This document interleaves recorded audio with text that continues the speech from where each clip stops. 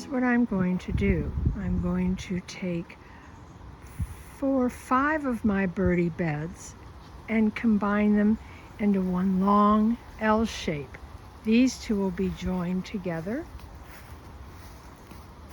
and then the 3 beds, including my strawberry bed, I'm going to have to transplant my strawberries, will all move forward and be connected here. So we'll have a nice little L shape, and I'll probably, with pieces left over, lengthen this one a little bit because I'll have to pull it forward. So I have already dug and taken out that birdie bed that had my potatoes in it, and this that was all carrots and lettuce. And I have started redesigning, putting the pieces together. It's going to be kind of a checkerboard in color, but that's okay. And it's really quite simple. Anybody can do this, proven because I do it. This is going to be the very back side of my bed, and then I'll bring down the links here and then make my L shape.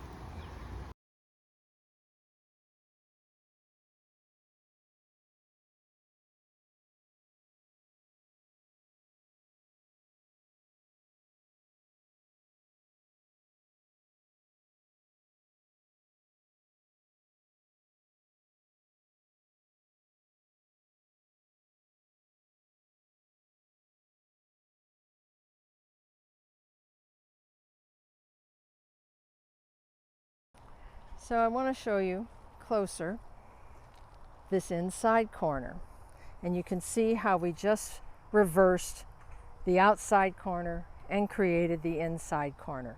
Used the original holes to connect them, and then the spray foam to block up the gaps to protect against water leakage and soil draining away.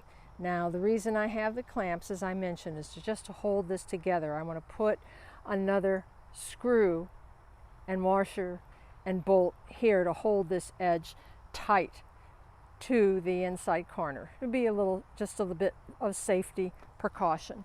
And you can also see that I was able to use all of my leftover edging to edge all the way around the bed. Now, I'm hoping the bed that was at the very back was my strawberry bed, and it pretty much was decimated by the drought. I could not keep enough water on it to keep them happy, and so they pretty much, all the foliage died back, and I'm hoping that the roots are all still viable. We set up the irrigation underneath my free grass clipping, my free mulch, which is grass clippings that I take off the pathways that I mow. And we put in the drip irrigation, and even with the drip irrigation it wasn't enough to keep the strawberries, all the foliage above ground, happy. So hopefully it'll come back.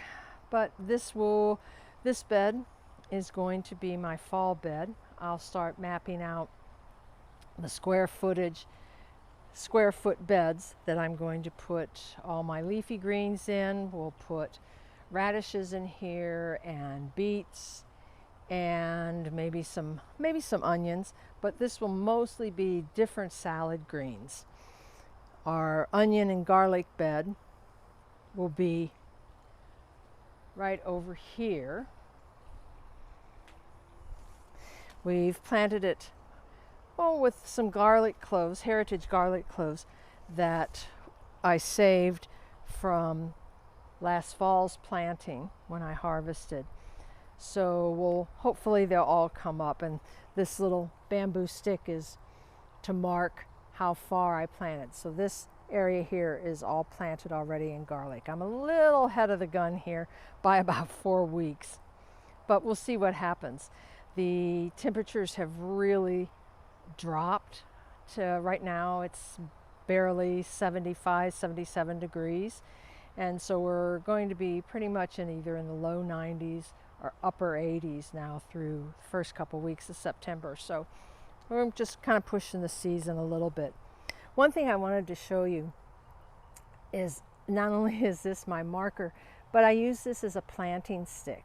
It's really great, especially for something like onions or garlic. I just make a little hole.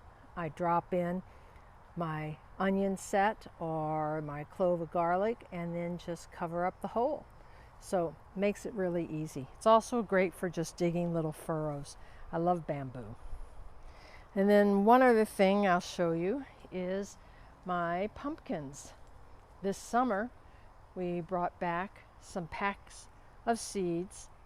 So this is a European pumpkin. It's a small culinary pumpkin. It'll only get to about a little bit bigger than a softball. So I'm really excited about that, and we'll see how that goes.